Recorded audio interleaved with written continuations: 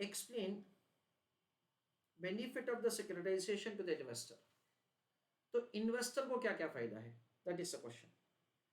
तो थोड़ा याद करते हैं हम लोग ने जो पढ़ा था। एक तो इन्वेस्टमेंट अपॉर्चुनिटी है, सिंपल। अपने रिस्क बेरिंग कैपेसिटी के मुताबिक मैं इन्वेस्टमेंट कर सकता हूँ, requirement of the cash flow के मुताबिक मैं इन्वेस्टमेंट कर सकता हूँ।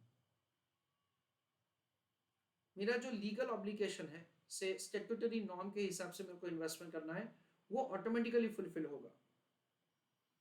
चेरी पिकिंग पोर्टफोलियो, तो ये हमेशा अवेलेबल नहीं होता है, but if at all as an investor you can bargain कि देखो हम लोग इतना स्टेक ले रहे हैं तो भाई हमको चूज करने दो, तो आप ऐसा अगेन बार्गेनिंग कर सकते हो। So diversification of the risk, so since it is an investment opportunity, it is able to reduce the that is risk of the overall portfolio। regulatory requirement in legal obligation जो हम लोग बात कर रहे थे, प्रोटेक्शन अगेंस्ट द डिफॉल्ट, यानी we understand that से अगर HDFC बैंक डिफॉल्ट करता है तो वी आर सिक्योर्ड।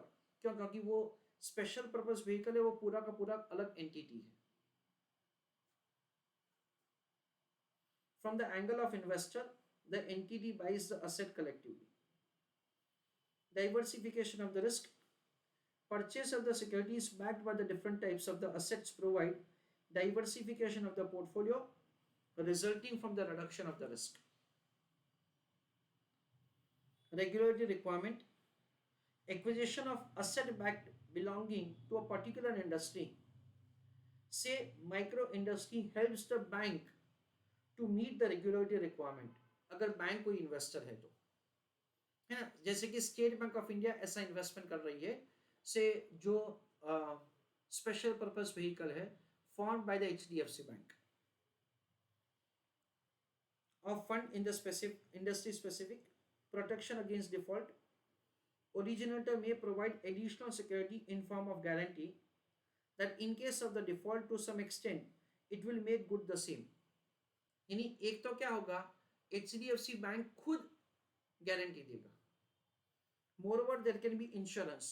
दूसरा, इंश्योरेंस होगा वो अलग से बाय किया जाएगा स्पेशल पर्पस व्हीकल के द्वारा for compensation for any such default.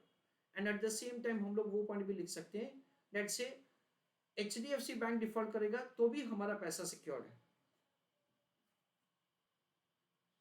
Comparatively low risk, purchase of the securities backed by the different types of the asset provides diversification of the portfolio that results into the reduction of the risk। तो एक बहुत ही हमारा simple chapter है portfolio management, उसमें ये point cover होता है। Investment can be made as per the risk bearing capacity of the investor, जो हमने बताया ट्रांच 1, ट्रांच 2, ट्रांच 3 ऐसा हम लोग इन्वेस्टमेंट कर सकते हैं। ट्रांच 1 सबसे पहले बेड डेट्स बेयर करेगा तो उसका रिटर्न सबसे ज्यादा होगा। ट्रांच 3 सबसे कम बेड डेट से रिस्क बेयर करेगा तो उसका रेट ऑफ रिटर्न सबसे कम होगा। तो मेरा रिस्क एपेटाइट कम है तो मैं ट्रांच 3 में इन्वेस्टमेंट करूंगा, अदरवाइज ट्रांच 1 में। Investment can be made so as to receive the early cash flow और later on, again same point ही है, ट्रांचेस वाइज इन्वेस्टमेंट कर सकते हैं। चेरी पिकिंग पोर्टफोलियो, आप खुद डिसाइड कर सकते हैं डेट से कौन कौन से असेट्स को लेके, कौन कौन से रिसीवेबल्स को लेके, so you form the portfolio, that is you form the special purpose vehicle।